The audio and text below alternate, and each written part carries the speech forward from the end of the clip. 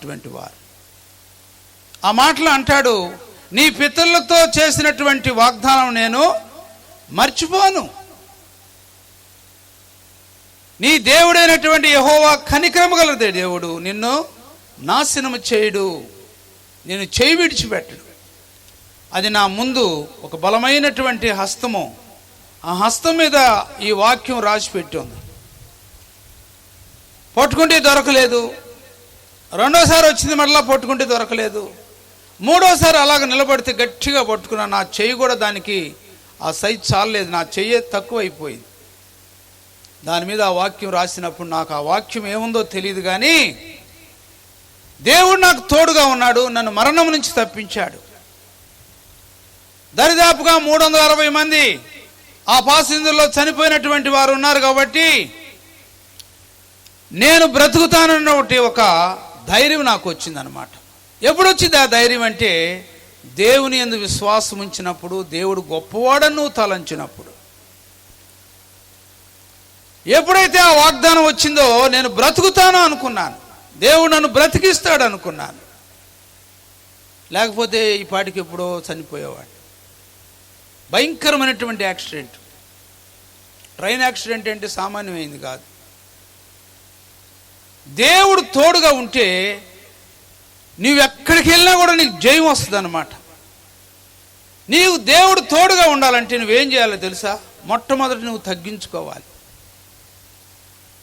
నీ కులమును బట్టి, నీ విద్యను బట్టి, నీకున్నటువంటి క్వాలిటీస్ని బట్టి, వాటన్నిటిని ప్రక్కన పెట్టి దేవునికి స్థలం ఇస్తే, దేవుని సన్నిధి గనుక నువ్వు స్థలం ఇస్తే దేవుడు నీకు తోడుగా ఉంటాడు. నీ మీద ఏలుబడి చేస్తున్నటువంటి దైవ శక్తులు, చాలామంది మీటింగులకు వచ్చి తర్వాత ప్రార్థన అయిన తర్వాత వచ్చి ప్రార్థన చేయించడానికి వస్తాయా, ఇదిగో దయ్యాలు మా మీద పోరాటం చేస్తున్నాయండి, నా బిడ్డ నిద్రపోనీయట్లేదండి, నా కూతురికి వివాహం కానియట్లేదండి. ఎన్ని సంవత్సరాల నుంచి ప్రార్థనకు వస్తున్నారమ్మా? 10 సంవత్సరాల నుంచి వస్తున్నామండి, అన్ని విడిచిపెట్టాం కానీ మా కార్యాలు జరగట్లేదంటే దేవుని ఆత్మ అంటది, వారిలో ఉన్నటువంటి గర్వము చావలేదు. ఇదిగో మేము ఫలానా ఫలానా అని చావలేదు. అపోస్తులైనటువంటి పౌలులాగా నీ హృదయం కనుక మారితే దేవుడు నీకు తోడుగా ఉంటాడు. ఫిలిప్పీలకు రాసిన పత్రిక 3వ అధ్యాయము అపోస్తులు పౌలు గారు ఏమంటున్నాడు చూడండి. ఏవేవి నాకు లాభకరమై ఉన్నాయో వాటిని క్రీస్తు నిమిత్తము నష్టముగా ఎంచుకొనుచున్నాను. ఎలాంటి స్వభావమో చూడండి. ఒకప్పుడు మంచి రెబల్, ప్రతి వారిని హింసించేటువంటి వాడు, క్రీస్తుని అంగీకరించిన వారిని హింసించేటువంటి వాడు. కానీ దమస్కు మార్గములో దేవుని మహిమను చూచిన తర్వాత కండ్లంతా పొరలగమ్మి, సౌలా సౌలా నీవు నన్ను ఎందుకు హింసించున్నప్పుడు నువ్వెవరో అని అడిగితే, నీవు హింసించుచున్నటువంటి యేసును. ప్రియులను గమనిస్తే వాటన్నిటిని విడిచిపెట్టిన తర్వాత పౌలు గారు ఎలాగా దేవునిలో వాడబడ్డాడో తెలుసా? ఎక్కడికి వెళ్ళినా కూడా జయమే, ఎక్కడికి వెళ్ళినా కూడా స్వస్థతలే, ఎక్కడికి వెళ్ళినా కూడా పాపం మీద ప్రజలు పశ్చాత్తాపడటమే. ఏవేవి నాకు లాభకరమై ఉన్నాయో వాటిని క్రీస్తు నిమిత్తము నష్టముగా ఎంచుకొనుచున్నాను. ప్రియమైనటువంటి దేవుని బిడ్డలారా, మీరు చాలా మంది హైందూ కుటుంబాల్లో వచ్చారని నేను నమ్ముచూ ఉన్నాను. నా తల్లిదండ్రులు హైందూ కుటుంబంలో నుంచి, దేవుని ఎరగినటువంటి కుటుంబం నుంచి వచ్చిన తర్వాత ఆ వారిలో ఉన్నటువంటి ఆ శాపము, వారిలో ఉన్నటువంటి ఆ నష్టము అన్నీ కూడా దేవుని సన్నిధిలో కూర్చుని ప్రార్థన చేసి దేవుని సేవకుల దగ్గరికి వెళ్ళి ప్రార్థన చేయించుకుంటే అవన్నీ విడిచిపెట్టిన తర్వాత దేవుడు మమ్మల్ని ఎంతగా ఆశీర్వదించాడో తెలుసా? ఎంతగా దీవించాడో తెలుసా? ఎలాగా ఆశీర్వాదం పొందామో తెలుసా? మేము ఆశీర్వదించబడ్డాం, ఇతరులకు కూడా ఆశీర్వదించాలనే మార్గాన్ని చూపిస్తూ ఉన్నాం అనమాట. అంతేగాని మత మార్పులు కాదు. నా మీద మత మార్పులు కేసు కింద 7 పెట్టారు తెలంగాణలో. మతం మార్చింది ఒక్కను కూడా లేదు. నేను బంజారాయిల్ పోలీస్ స్టేషన్లో ఇదే చెప్పాను. నేను మత మార్పులు కాదండి, మనసు మార్చు. నేను మారినాడిని వాళ్ళని కూడా మార్చాలి. తాగుడు నుంచి మార్చాలా, పాపం నుంచి మార్చాలా, లంచాలు తీసుకోవడం నుంచి మార్చాలా, దొంగలను మార్చాలా, భార్యను కొట్టేవాడిని మార్చాలా, భర్తలను కొట్టేవాళ్ళని మార్చాలా. లేరనుకుంటున్నారా భర్తలను కొట్టేవాళ్ళని? నేను డ్యూటీ చేసే టైంలో అయ్యా అట్లగాడ కాల్చినట్టుంది, నిద్రపోతుంటే ఆఫర్ని కాలు మీద పెట్టిందయ్యా. ఉండారా అలాంటి వాళ్ళు? ఉండారా? చెయ్యి ఎత్తండి. అయ్యగారు అంటున్నారు చెయ్యి ఎత్తమంటున్నారు. ఏమన్నా అయ్యగారు? ఆయనకు కూడా అనుభవం, ఎంతమంది చూస్తున్నాడు. ఈరోజు మా ఇద్దరు ఆత్మ ఒకటే లైన్లో ఉంది. హల్లెలూయా. వాళ్ళు వచ్చారు, పాపం ప్యాంట్ వేసుకున్న వాళ్ళు లుంగి కట్టుకుని వచ్చాడు. నాకు అప్పుడే అర్థమైంది ఆడ వాత వేసిందిరా అనుకున్నాను. ఏంటి నాన్న ఏందిరా అంటే ఏం చెప్పమంటారా అయ్య గారు? అప్పుడు నేను రైటర్గా పనిచేస్తున్నా, హెడ్ కానిస్టేబుల్గా ఉండి. ఏంటి చెప్పంటే మెల్లిగా ఈ లుంగి చూసి చూపిస్తున్నాడు. ఈ అట్లు తిరిగేస్తారు చూసారా దోశలు, స్టీల్ది. అది ఎంత ఎడల్పులో అయితే ఉందో పాపం అంత ఎడల్పున పడింది. ఏడుస్తున్నాడు. ఆ అమ్మాయి కూడా వచ్చింది. ఏంటమ్మా ఎందుకు ఇలాగ చేసామంటే, అయ్యా వీడి సంగతి నీకు తెలవదంట. తెలవకపోతే అంత అట్లగాడ పెట్టి వాతేస్తావా? చూడండి, ఇలాంటి వారిని మార్చాలి. నీ ఎముకలో ఎముక, నీ శరీరంలో శరీరము, నీ మాంసములో మాంసము. నరం నుండి తీయబడింది కాబట్టి ఏమన్నాడు దేవుడు? నారి అన్నాడు. నీ భర్త అంటే విలువ ఉందా? నీ భార్య అంటే విలువ ఉందా? భార్యాభర్తలు ఇద్దరికి బిడ్డలంటే విలువ ఉందా? లేదు. దేవుడు ఎలాగో తోడుగా ఉంటాడు. కాబట్టి ప్రియమైనటువంటి దేవుని బిడ్డలారా, ఉజ్జియాకి దేవుడు తోడు ఎందుకున్నాడంటే తన తండ్రి అయినటువంటి దావీదు నడిచినటువంటి ప్రకారంగా నీతిగా నడిచాడు. అందే అంటాడు, ఇదిగో నీలాంటి రాజులు కానీ తర్వాత కానీ ఎవడో ఉండడు, నీవే గొప్పవాడవు, నేను నీకు తోడుగా ఉంటాను అంటాడు. ఈ మొదటి కూటమిలో దేవుడు మనకు తోడుగా ఉండాలి. ఈ మీటింగ్స్కి దేవుడు తోడుగా ఉండాలి. ఇక్కడ వాక్యం అందించేటువంటి అభిషక్తులకు దేవుడు తోడుగా ఉండాలి.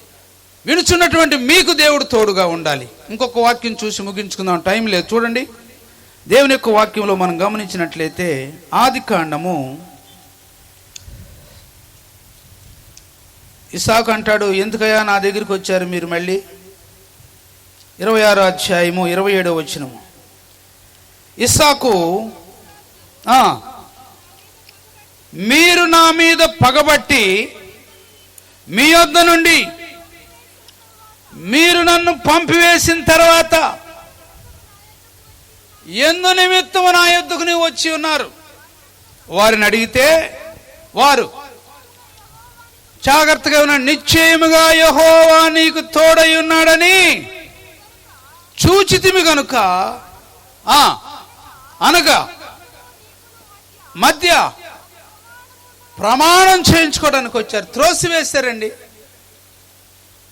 ఈ లోకంలో ఎవరైనా నిన్ను త్రోసివేస్తే, నీ తల్లిదండ్రులు నిన్ను త్రోసివేసిన, బంధువులు అనేటువంటి వారు త్రోసివేసిన, ప్రియ దేవుని సంగమా, ఈ మీటింగ్స్కి వచ్చినటువంటి ప్రతి ఒక్కరితో దేవుడి రాత్రి మాట్లాడుతున్నాడు.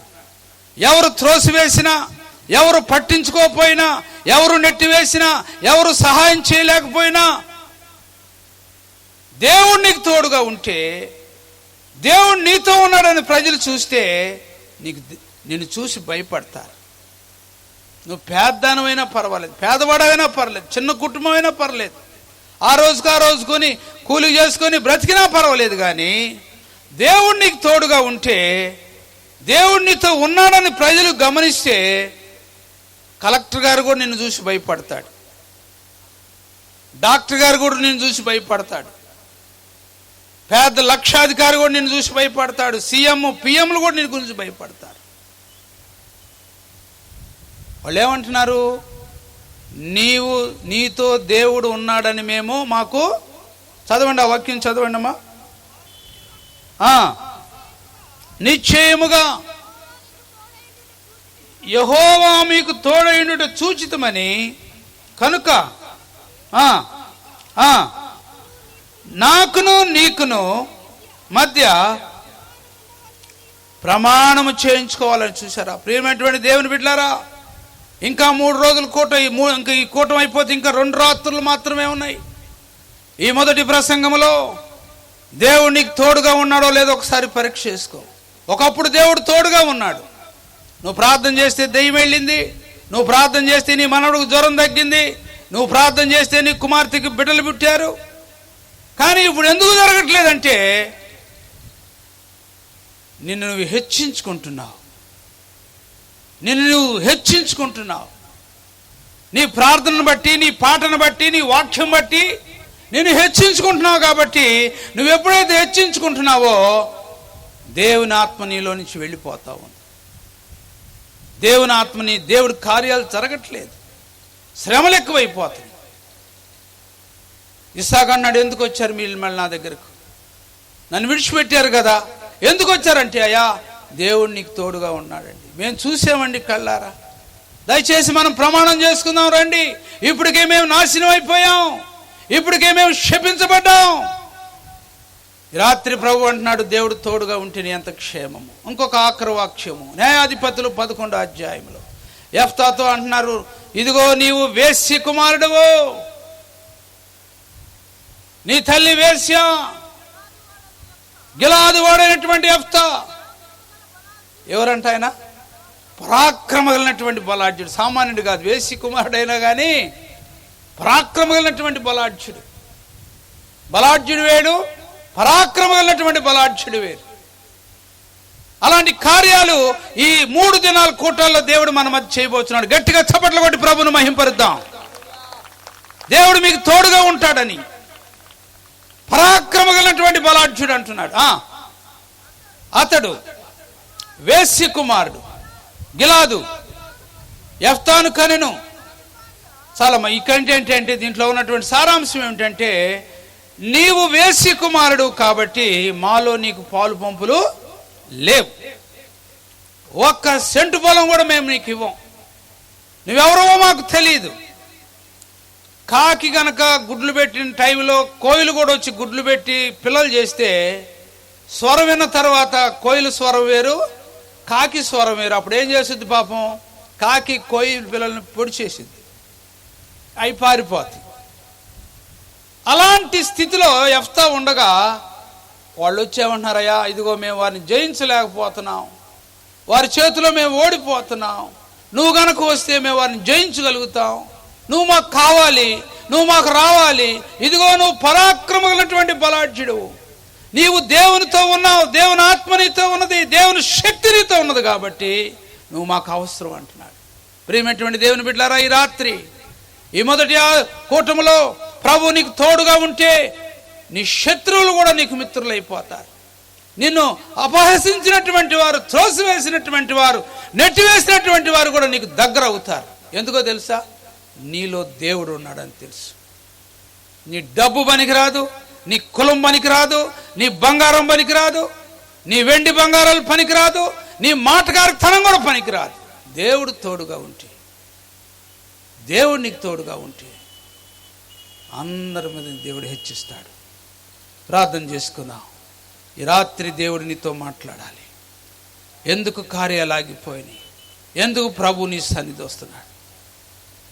ఎందుకు ప్రభు నీ డ్రైవింగ్లో, నీ కార్ డ్రైవింగ్లో కానీ, నీ బండి డ్రైవింగ్లో కానీ, నీ సైకిల్ డ్రైవింగ్లో కానీ ఎందుకు నువ్వు సతమతమైపోతున్నావో తెలుసా? ప్రార్థన చేసుకోకుండా బయలుదేరుతున్నావు. పరిశుద్ధుడైన తండ్రి, ఈ వర్తమానాన్ని దీవించండి. ఈ మొదటి ఆరాధన కూటంలో ప్రభా దేవా, ఇగో మా ప్రజలతో నాయన మాతో మీరు తోడుగా ఉండి ఈ కార్యములన్నీ సఫలము చేయమని మీ సన్నిధి మాతో ఉంచమని యేసు నామమున అడిగి ప్రార్థన చేస్తూ ఉన్నాం తండ్రి. ఆమేన్. మీ అందరికీ వందనాలు.